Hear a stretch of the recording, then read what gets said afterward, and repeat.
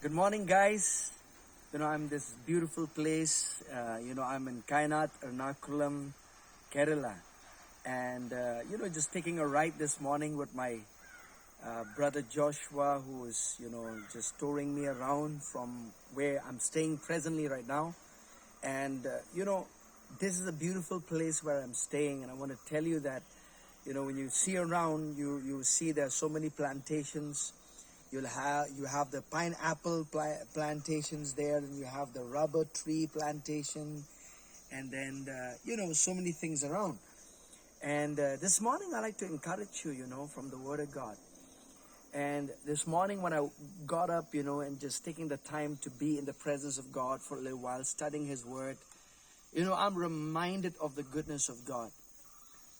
David said in Psalms 23 verses 6, he says, surely the goodness and the mercy of God shall follow me all the days of my life, and I will dwell in the house of the Lord forever.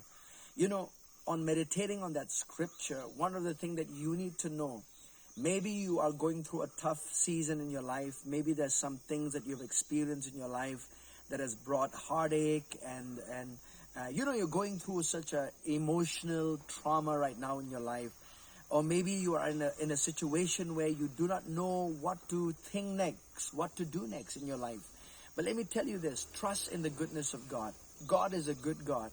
And you can trust in His goodness, knowing that His goodness, will supersede, will follow you, and His goodness will see you through any kind of pain or situation that you are battling right now in your life.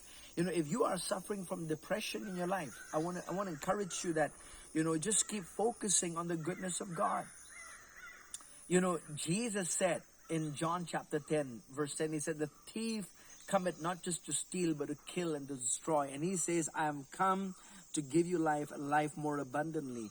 And when you know that abundant life is available in Jesus Christ, that's His goodness towards you. That's His goodness and kindness towards you. That's His mercy demonstrated, for your life. So this morning, I just want to encourage you. Just focus on God's goodness, when you woke up out of your bed this morning, or even maybe there are situations hanging in your head, maybe the things that you're battling in your mind right now. I want you to take this moment to think about God's goodness. God is a good God. Remember all the trials, the situations that you went through. God is not responsible for that. God is a good God. He sees us through those seasons when we go by in our life. But He's not the source of the trials or the persecutions or the heartaches or the different difficulties that we face in our life. He is a good God. So today I just want you to meditate on that. Meditate on God's goodness. He is a good Father. The Bible says, the wonderful gifts of God, the perfect gifts of God come from the Heavenly Father above, in whom there's no shadow of turning. He is the same God. He is the same yesterday, today, and forever. He is good. So I want you to feed on His goodness. I want you to feed on His faithfulness this morning.